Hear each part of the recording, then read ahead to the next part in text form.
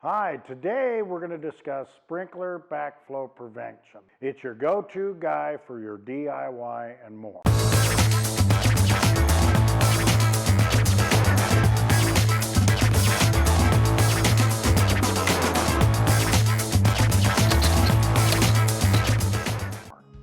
All right, so what is backflow prevention? So what that is on your sprinkler system is when you come out from your home water, which is culinary water, that comes out, and then as soon as it, wants to feed your sprinkler system, so within, 6-8 feet of where that line usually comes up and out of the ground, at least in Utah, areas where we have a frost level that can protrude 2 feet or more down.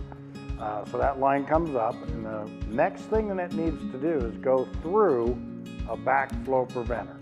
And then it goes out to your sprinkler system. So what this device does is just like it sounds, backflow prevention. So in it, right here, I'm gonna pick it up.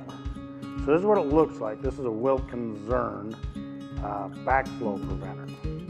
So what this does is you can see an arrow right here. So the water, would come up through a pipe. Try not to cover my face too much, seeing it's coming. So the flow comes up, goes through, and then goes back down into the ground with the pipe. Same as one of these on the other side. Okay, so it goes down, and then it goes out to your system, to your zone valves, your valves that control from the clock to get the sprinklers going. So what happens is if this water, for any reason, would want to go backwards, then there's check valves inside of the mechanism here that prevents that from happening. What happens is if it wants to go backwards, it goes boom, and then on the bottom of it, we call it a dump. I call it a dump. Well, you can see a hole right there. And what will happen is it'll go boom, and then it'll just spill out here. It won't let it continue into your drinking water. Why is that important? Well, we use fertilizers on our yards. Those are poisonous for killing the weeds, things like that. Also, animals use our yards, things like that. Won't get into that. But anything that you don't want in your body, that's the whole purpose of a backflow preventer. First of all, you have your inlet side, and then I actually have another one here, but I'll just use this one. Then on the other side, you can see, so it will go up, through, and back down. And you can see right here, we call these toe nipples. This is plastic, Schedule 80, and that's gluing down here. Well, it's interesting, we have all this that's metal. Well, you're in the ground, so deep, like this, the ground level's here. And this glues the pipe, but this makes for sturdy, which is just sturdies it up, firm up. And then you'll notice I have unions right here. Okay, well the union, and both sides get a union, okay? This way, when you winterize or put back in, if you've taken this off, this would come apart. This would be attached to carry the whole thing inside of your home, maybe down into your utility room where your furnace is. Keep it nice and warm. Obviously, you've shut your water off beforehand and things like that. Now, I like to tape the end, maybe a piece of plastic, a bread bag or something like that gets taped on, just so you don't get things falling in there over the months of the winter. And so that's how you winterize it that way. Now this model that I use most all the time, this has 2 screws right here. So you undo these screws, you see they're Phillips. And what this really is a wedge. And so when you unscrew that, you can pull that out, and then you do wiggling, get this to wiggle, and it'll pull right out of there. And this still stays hooked up all winter, but this middle piece, the plastic, has gone inside again, down to your utility room is my suggestion, and you store it there. And again, you might put some tape on this side, because this will be open now, obvious.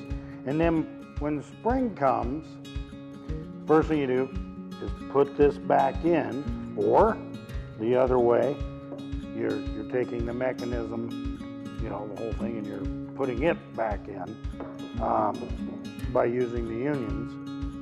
And then, but if it's this model, you put this back in, and then this wedge can go in there. It doesn't take a hammer or anything. It's not that type of wedge.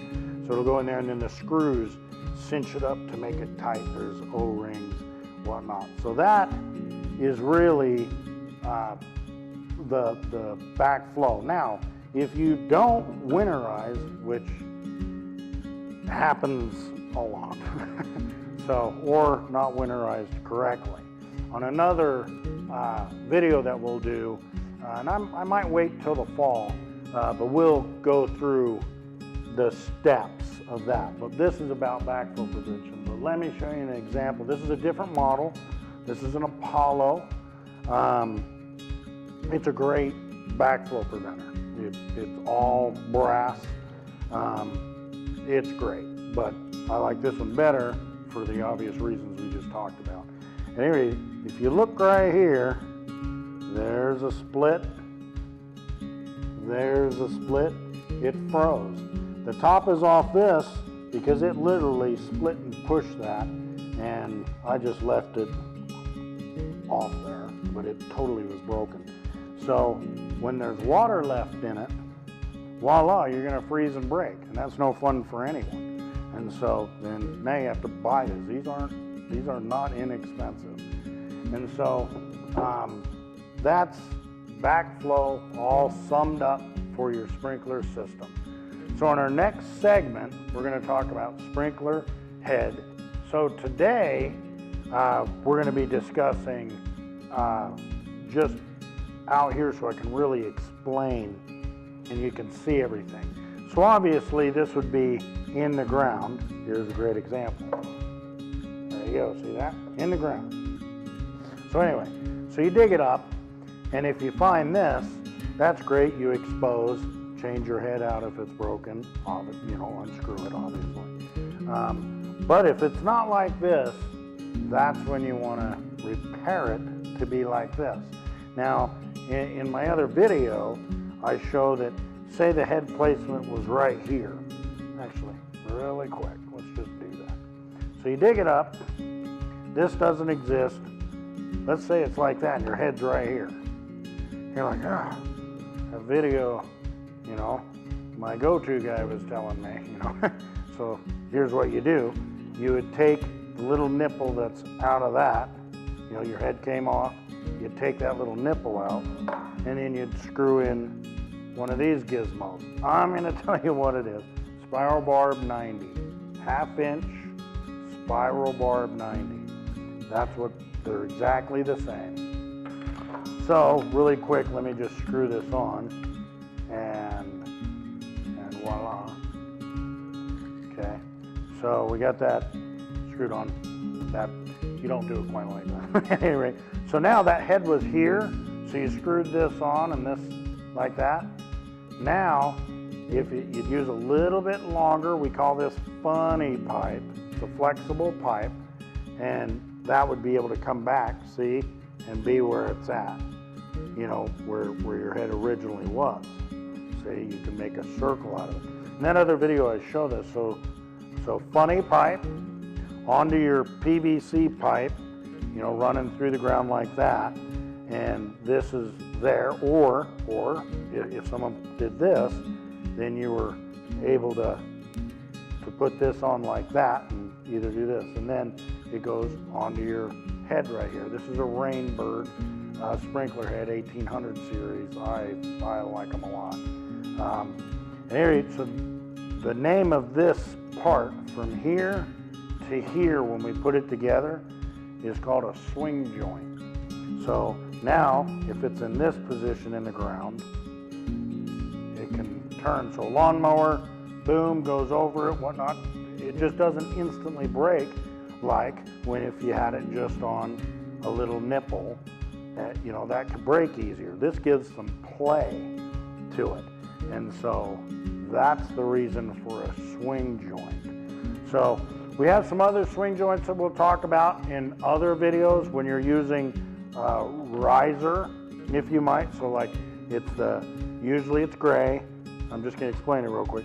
So usually it's gray and it comes out of the ground. It's just a rigid pipe, and there's a spray on it. It's just not a sprinkler head on it, and it sprays the water. Well, there's another way to do that swing joint that we'll do at a later time. At any rate, if you like what you're seeing, I'd appreciate it. Give a like, follow, and subscribe. It's your go-to guy for your DIY, and don't forget, we're going to have more fun things. Not sure what I'm going to start cooking, and there's some background noise, so we're done anyway.